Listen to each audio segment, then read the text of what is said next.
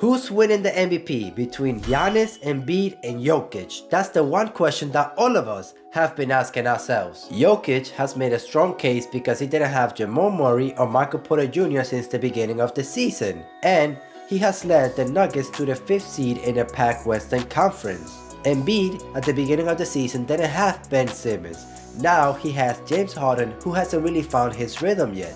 However, he still has led the 76ers to the 4th seed in the Eastern Conference. Giannis has been spectacular as always, leading the Bucks to the 3rd seed in the Eastern Conference, even though almost every player on the Milwaukee Bucks roster has entered health and safety protocols at some point this season. In this video, we are going to take a look at some numbers and find out who deserves to win the MVP. So let's get right into the video. So the first thing I want to take a look at is at the total productions from each player for every month since the beginning of the season. Here's a graph to help us. Jokic has been really consistent throughout the whole season, having a total production of over 44 each month, and he kept getting better and better as the season progressed. He did kind of slow down in February, but in March he picked it up right away. Embiid kind of started the season slow, but ever since December he didn't look back, playing at almost the same level as Jokic, and he actually has some months where he actually played better than Nikola Jokic. Giannis has been really consistent throughout the whole season, and we can see that he kept getting better and better without having a slow start like Embiid and a month where his production fell off like Jokic. Next, let's see who has the most help from the 3 players. We know Giannis has 2 all-star teammates. Embiid has now James Harden, but at the beginning of the season he didn't have an all-star caliber teammate. And we know since the beginning of the season that Nikola Jokic had no all-star teammates, but we make it seem as if Jokic has no help and that the Denver Nuggets suck, but they actually have some really good players.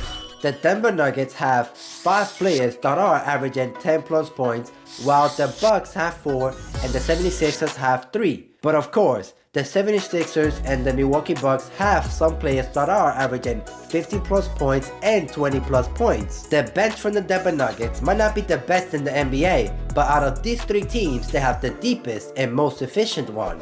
As you can see here, the Nuggets bench is better at almost every major stat except for one of them. So the argument about Jokic having no help, it's kind of tricky. But yeah, he has no all-star caliber teammates, that's for sure. Next, I want to take a look at some stats that really surprised me because I really thought that Nikola Jokic was ahead of Embiid and Giannis, like way ahead of them, but in reality, they are really close with each other, so let's just take a look. I'm pretty sure that throughout the whole season, you have heard that Nikola Jokic has the highest PER of all time, and it is true.